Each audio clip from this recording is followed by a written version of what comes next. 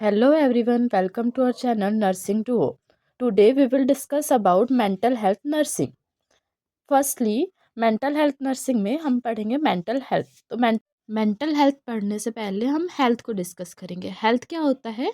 Physical, mental और socially एक human being का कंप्लीट फिजिकल, मेंटल और सोशल वेलबींग होना, अच्छा होना हेल्थ कहलाता है. सिर्फ डिसीज के एब्सेंस होने को हम हेल्थ नहीं बोल सकते. इसलिए बोला जाता है कि मेंटल हेल्थ जो होता है वो इंटीग्रल और असेंशियल कंपोनेंट है किसका? हेल्थ का. क्योंकि यहाँ पे 3 कंपोनेंट लिया जाता है: physical, mental and social wellbeing. Mental health किससे रिलेटेड है? मेंटल वेलबींग के प्रमोशन से, मेंटल डिसऑर्डर के प्रिवेंशन और ट्रीटमेंट से, और रिहेबिलिटेशन से, जो कि मेंटल डिसऑर्डर से अफेक्टेड है. ऐसे पीपल जिनको मेंटल डिसऑर्डर ऑलरेडी है उनको ठीक करने से भी मेंटल हेल्थ का रिलेशन है. अब हम डेफिनेशन देखेंगे WHO की, जो कि यूनिवर्सिटी पॉइंट ऑफ व्यू से इम्पॉर्टेंट है. मेंटल हेल्थ क्या है? एक स्टेट ऑफ वेलबींग है जिसमें इंडिविजुअल रियलाइज करता है कि इसकी अपनी एबिलिटीज़ को, ठीक है, और नॉर्मल स्ट्रेसेस जो डेली लाइफ में स्ट्रेसेस आते हैं उसके साथ कोप अप भी कर सकता है और प्रोडक्टिवली वर्क्स कर सकता है, साथ में कम्युनिटी में अपना कंट्रीब्यूशन दे सकता है. तो ऐसे पीपल को हम क्या बोलेंगे? Mentally healthy people. फिर डिस्कस करेंगे एक और डेफिनेशन जो कि है कार्ल मैनेजर की, जो 1947 में दिए थे. इनने बोले हैं कि मेंटल हेल्थ क्या होता है? एक एडजस्टमेंट होता है किसका? ह्यूमन बीइंग का. ठीक है. मेंटल हेल्थ को हम कैसे डिफाइन करेंगे? अगर कोई ह्यूमन बीइंग है वो एडजस्ट कर रहा है किसके साथ? वर्ल्ड के साथ और एक दूसरे के साथ. साथ में एडजस्ट तो सब कर लेते हैं, पर वो एडजस्टमेंट के टाइम पे मैक्सिमम इफ़ेक्टिवनेस अपना जब काम कर रहा है तो वो बहुत इफ़ेक्टिव है अपने काम के लिए और साथ में हैप्पी भी है. तो ऐसे पीपल को बोलेंगे कि वो मेंटली हेल्थ. अब हम डिस्कस करेंगे कंपोनेंट ऑफ मेंटल हेल्थ. जो कंपोनेंट ऑफ मेंटल हेल्थ में सबसे पहले आएगा एबिलिटी टू एक्सेप्ट सेल्फ. जो मेंटली हेल्दी इंडिविजुअल रहते हैं वो खुद के लिए कंफर्टेबल फील करते हैं और उनमें क्या होती है? सेल्फ रिस्पेक्ट होती है. दूसरा आता है capacity to feel right towards other.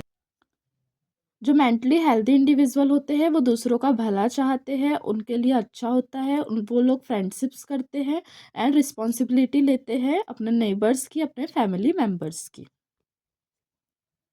Third आता है ability to fulfil life task. जो मेंटली हेल्दी पर्सन रहते हैं वो अपने बारे में सोचते हैं, एक गोल सेट करते हैं और खुद का डिसीजन खुद ले सकते हैं. ये हमारे 3 मेंटल हेल्थ के कंपोनेंट है. अब हम indicators of mental health discuss करेंगे.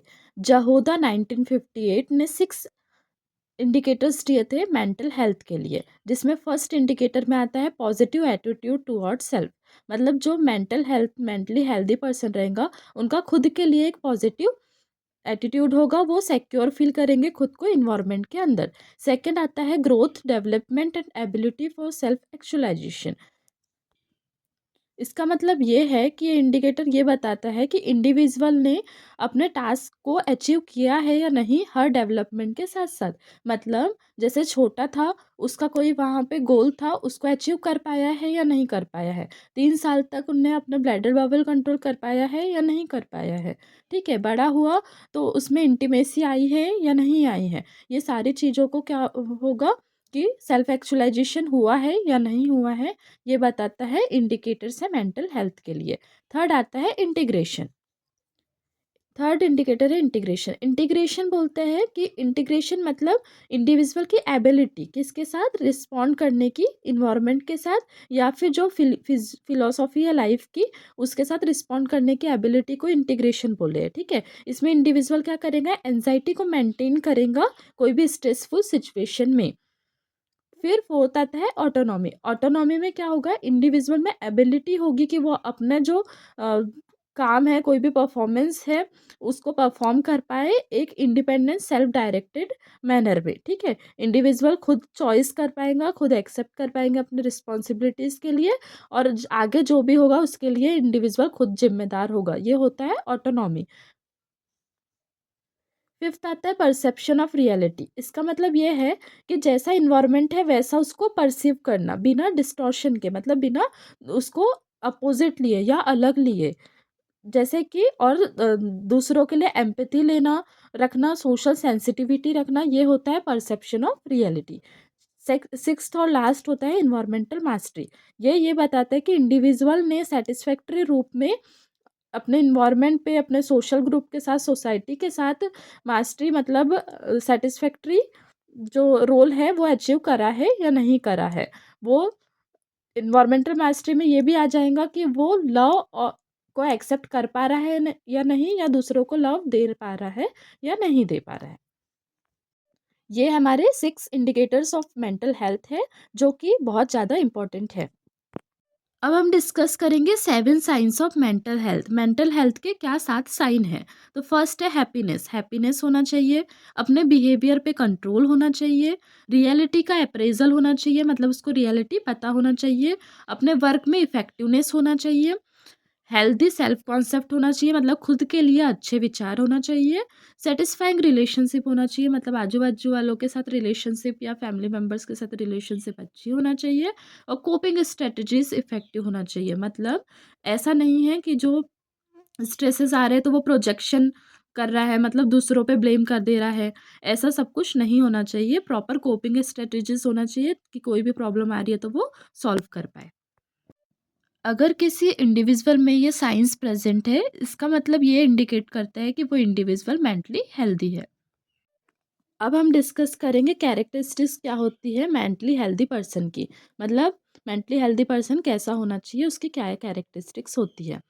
उसमें एबिलिटी होना चाहिए कि वो एडजस्टमेंट कर सके, मतलब कोई भी कैसे भी सिचुएशन में रहे तो वो एडजस्टमेंट कर सके। उसमें सेंस होना चाहिए पर्सनल वर्थ का, मतलब उसको लगना चाहिए कि वो इम्पोर्टेंट है, वो वर्थवाइल है, उसका जीना सही है। वो खुद की प्रॉब्लम सॉल्व करना चाहिए अपने खुद के एफर्ट से, और खुद के डिसीज़न खुद को खुद लेना चाहिए। उसमें पर्सनल सिक्योरिटी होना चाहिए, कोई ग्रुप में प्रेजेंट है अगर वो, तो उसको सिक्योर फील होना चाहिए। साथ साथ में पीपल के प्रॉब्लम के लिए, उनके मोटिव्स के लिए अंडरस्टैंडिंग को शो करना चाहिए। सेंस ऑफ रिस्पॉन्सिबिलिटी होना चाहिए, वो प्यार को दे भी सके और एक्सेप्ट भी कर सके, ऐसा होना चाहिए। वो ऐसे रियलिटी के वर्ल्ड में रहे, ना कि फैंटेसी के, मतलब जो है प्रेजेंट उसमें जिए, ना कि ऐसा कि सिर्फ विचारों में कि मैं यहाँ घूमने जाऊँ या ये करूँ। ऐसा नहीं रहना चाहिए, रियलिटी जो है अभी उसमें जीना चाहिए। इमोशनल मैच्योरिटी शो करना चाहिए अपने बिहेवियर में, मतलब कोई भी सिचुएशन में कैसे इमोशनली रिस्पॉन्स करना है, मतलब कोई प्रॉब्लम आ गई तो उसको कैसे सॉल्व करना है, ये सारी इमोशनल मैच्योरिटी प्रेजेंट होना चाहिए और उसको शो भी करना चाहिए। साथ में कैपेसिटी को डेवलप करना है कि फ्रस्ट्रेशन को कैसे टॉलरेट कर सके।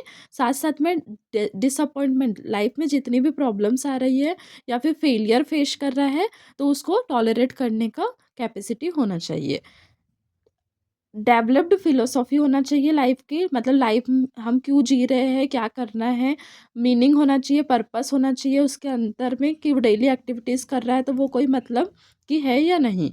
साथ साथ में उसको वैरायटी ऑफ इंटरेस्ट होना चाहिए, और वेल बैलेंस्ड जीना चाहिए अपनी ज़िंदगी वर्क, रेस्ट और रिक्रिएशन के साथ। ऐसा नहीं कि सिर्फ काम ही काम कर रहे हैं, या फिर रेस्ट ही रेस्ट कर रहे हैं, या फिर इंटरटेनमेंट ही कर रहे हैं, ऐसा नहीं होना चाहिए। पूरा वेल बैलेंस लाइफ होना चाहिए। आज के लिए इतना ही, अब मिलते हैं नेक्स्ट वीडियो में। Thanks for watching.